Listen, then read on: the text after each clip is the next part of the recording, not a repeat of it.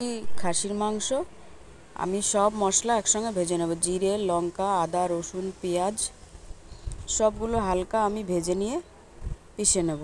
দিয়ে দিচ্ছি এক টুকরো দারচিনি, লবঙ্গ, বড় এলাচি, 4টে গোলমরিচ, সব আমি একসঙ্গে ভেজে নেব। দিয়ে দেবো সামান্য একটু ধনে, দিয়ে দেবো আদা কুচি, দিয়ে দেবো একটা টমেটো কুচি, সব হালকা ভেজে নিয়ে আমি পিষবো। মাংসটা ধুয়ে নিয়েছি, মশলাটাও পিষে নিয়েছি। কড়াইতে তেল দিয়ে দিয়েছি, দিয়ে দিচ্ছি এক টুকরো দারচিনি, দিয়ে দিচ্ছি সামান্য জিরে, দিয়ে দেবো সামান্য একটু পেঁয়াজ। পেঁয়াজটা লাল হয়ে গেছে, মশলাটা দিয়ে দিচ্ছি।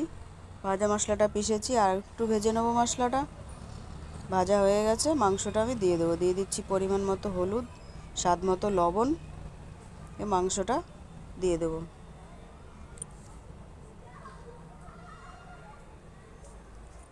আমার এই রেসিপিটা যদি তোমাদের ভালো লাগে, লাইক দিও, শেয়ার দিও, কমেন্ট করো, আমার চ্যানেলকে সাবস্ক্রাইব করো, পাশে থেকো। তোমরা একটা লাইক দিলে আমাদের ভিডিও করার আগ্রহটা বেড়ে যায়। দেখো মাংসটা অনেকটাই কষা হয়ে গেছে, আর একটু ঢেকে দেবো। ঢাকনা তুলে নেড়ে চেড়ে এবার আমি দিয়ে দিচ্ছি গরম জল। গরম জল করে রেখেছিলাম, পরিমাণ মতো জল দিয়ে দিলাম। হয়ে গেছে মাংসটা, নামিয়ে নিচ্ছি।